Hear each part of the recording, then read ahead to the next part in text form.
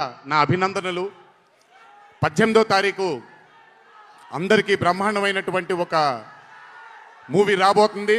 అభిమానులందరూ మీరు కూడా ఎంజాయ్ చేయండి. దీని తరువాత నేను మొన్న వచ్చినప్పుడు ఇక్కడ ఒక ఫంక్షన్లో ప్రశాంత్ నీల్ గారి చిత్రం గురించి మాట్లాడాను.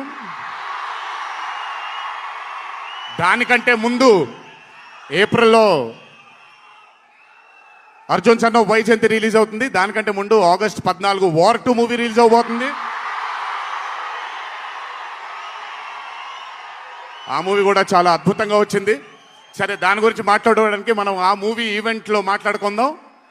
సో ఆ మూవీ కూడా రాబోతుంది. తప్పకుండా మిమ్మల్ని అలరిస్తుంది అని నేను అనుకుంటున్నాను. ఇక్కడికి వచ్చినందుకు మీ అందరికీ నా ధన్యవాదాలు. అన్నిటికంటే ముఖ్యంగా ఇక్కడి నుంచి వెళ్ళేటప్పుడు జాగ్రత్తగా వెళ్ళండి ఇంటికి. మీ తల్లిదండ్రులు, మీ భార్య పిల్లలు, మీ కుటుంబ సభ్యులు మీకోసం ఎదురు చూస్తూ ఉంటారు. ఎందుకంటే ఇక్కడ వచ్చినటువంటి ప్రతి అభిమాని, ఇక్కడికి రానటువంటి ప్రతి అభిమాని కూడా మాకు చాలా చాలా చాలా ముఖ్యం. నాన్నగారు ఉన్నప్పుడు ఇదే స్టేజ్ మీద నేను మాట అన్నాను, రుణం తీర్చుకుంటాను నాన్న, ఇంకో జన్మంటూ ఉంటే మీకు మళ్ళీ కొడుకుగా పుట్టి, కానీ ఈ జన్మ మాత్రం వీళ్ళకే అంకితం అని.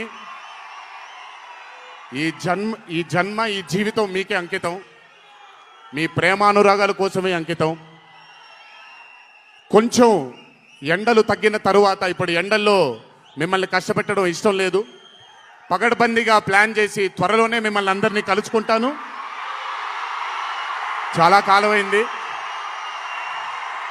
త్వరలోనే కలుసుకుందాం.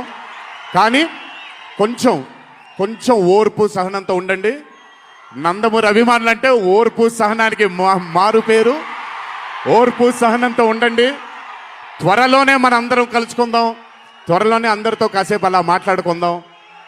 సో కొంచెం వ్యవధి ఇవ్వండి ప్లాన్ చేయడానికి. ఎందుకనంటే ప్లాన్ చేసినప్పుడు బాగుండాలి, అందరికీ నీట్గా ఉండాలి. కాబట్టి కొంచెం వ్యవధి ఇవ్వండి. తప్పకుండా ఈ సంవత్సరం అయితే తప్పకుండా కలుస్తాను మిమ్మల్ని. సో దయచేసి జాగ్రత్తగా ఇంటికి వెళ్ళండి.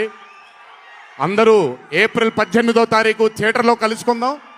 అర్జున్ సన్ ఆఫ్ వైజయంతి చిత్రాన్ని భారీ విజయం దిశగా మనందరం తీసుకెళ్దామని ఇంకోసారి మీ అందరిని కోరుకుంటూ, జై ఎన్టీఆర్, జోహార్ హరికృష్ణ.